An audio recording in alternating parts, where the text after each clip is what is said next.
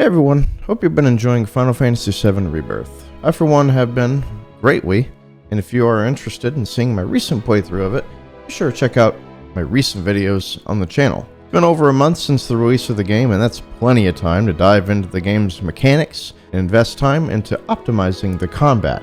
If you're interested in doing some of the game's harder challenges, notably the hard mode Chadley missions, you'll definitely need to because they will kick the shit out of you.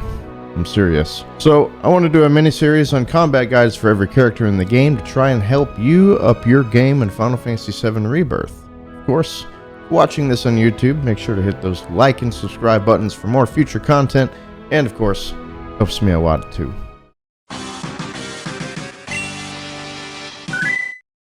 Before we get into the character analysis, I do want to specify early to mid-game, characters don't really gain ATB very quickly, notably Aerith. If you haven't noticed, there's a specific stat called ATB Boost that goes up as you level, and other things like the foliage can increase it as well. Some characters got nerfs, others buffs. Compared to the previous game, Remake, we'll get into that later, but let's start off with a bang. Do the crowd favorite first. Tifa! The bad bitch who solves everything with her fists and her, As I said before, her ATB goes up very slowly, just doing her basic attacks when it comes to the early to mid-game, so it's hard to build momentum at the start, but there is something you can do to help fix that issue. That is a simple loop with Unbridled Rage into Omni Strike. This always granted a good amount of ATB even in Remake, but in this game it seems to not only do that, but do even more damage and stagger build-up. This would be her main focus, but before we get into that, let's look at all of her abilities. So, her starting weapon, Leather Gloves, give her Dive Kick, which will always be good. The Soft Gloves give Reverse Scale, Kaiser Knuckles, Overpower, Dragon Claws, Star Shower, Tiger Fangs, Chi Trap, Crystal Gloves, Unfettered Fury, and Griper, whatever the fuck, gives True Strike.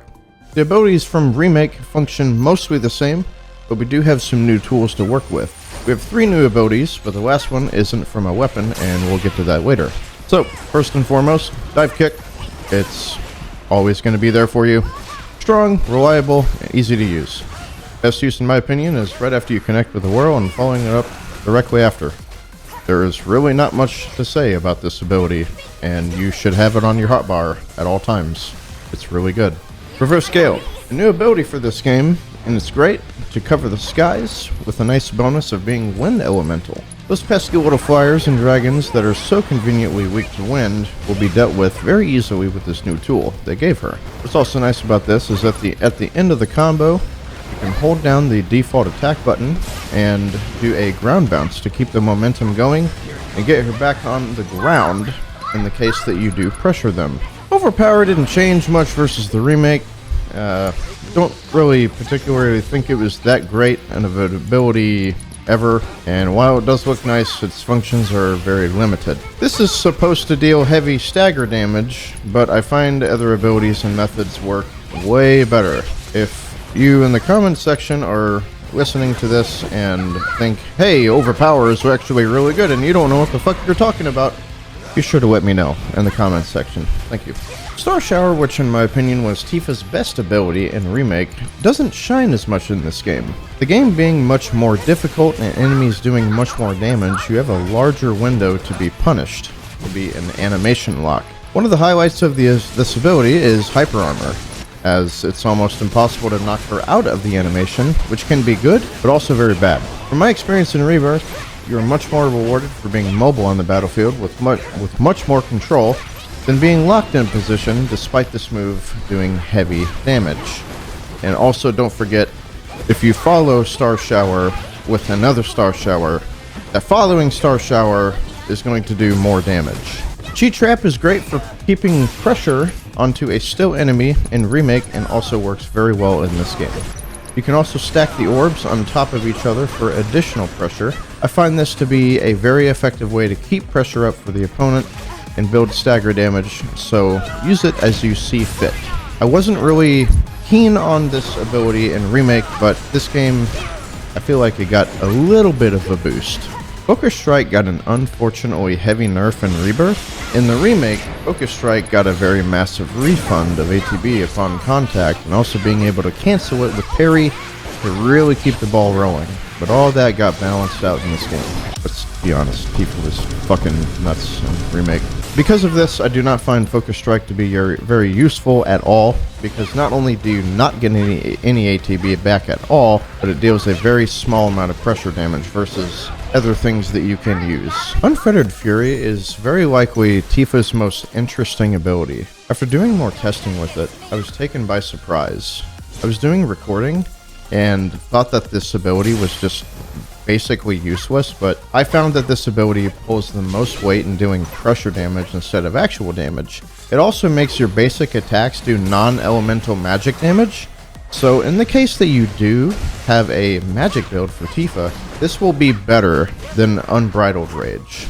You can even feel the impact of the hits. Rise and Fall is replaced with Rage and Fall, and Omni Strike is replaced with Omni Flurry, both dealing a shit ton of pressure damage. It's almost as effective as Barrett's Focus Shot. What is also great is that it doesn't require you to use Unbridled first in order to activate it. It's its own unique ability. Definitely fall back on this if you need to stagger something on the spot. True Strike. This is an ability that is only really useful during stagger phases, as it does a good amount of damage and provides an additional 30% extra to the stagger multiplier. I was doing a lot of testing to see which stagger loop is better, and I found that while they are similar, Unbridled and Omni Strike loop won the DPS race. If True Strike refunded some of the ATB, it would likely be better, but sadly it doesn't. Still, don't sleep on this ability, as it is still very useful. Lastly, Trinity Strike. This ability is super cool and is her unlockable ability through the skill course. Now, as much as I want this ability to be great, it sadly is not. It's really fun to execute because it's a 3-part combo, which requires really tight timing to continue it. The first 2 hits don't have much impact, but the last hit is a very hard, and no doubt hits harder than any ability that she has. The problem with this ability, though, is it requires a large commitment to use. If you could use this while having another party member mained, then it would be without a doubt a top tier ability. But since it's so slow to use and again requires full commitment, I can't say this ability is super great, but I do like the idea here. It feels great to execute, and the final hit, like I said, is extremely hard. I just find the time it takes to string this 3-hit combo together can be used better with other strategies. So, how do we simplify this all down to one condensed game plan? Honestly, it's easy. As you know, the simple strategy is to heavily capitalize on a character's strengths.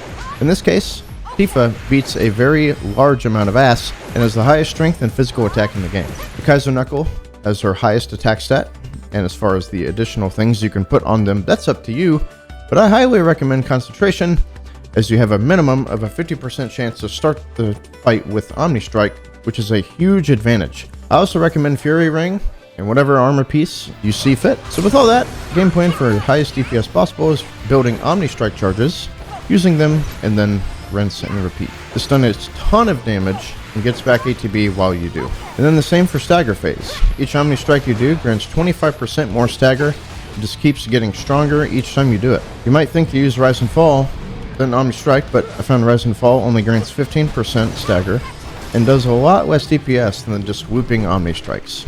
A good strategy to set up for this is to have an Omni Strike ready, then have at least 1 bar of ATB prepped right before the stagger, and start looping. That way you will never run out of ATB and keep looping going without any worry of your momentum dropping. When done properly, it will blow your mind how much damage she puts out, as well as helping the rest of your party, since the stagger bar will increase the party's damage as a whole. You can also experiment using the Genji Glove to help break her damage cap, but I find that it's a bit slower than having the initial damage right there with the Fury Ring, because you don't really have enough time to get past the 10k mark with the Genji Glove. But it is your strategy. You can do it as you see fit. Little techs you can do to help move around and get some more advantages on the battlefield is dodge canceling.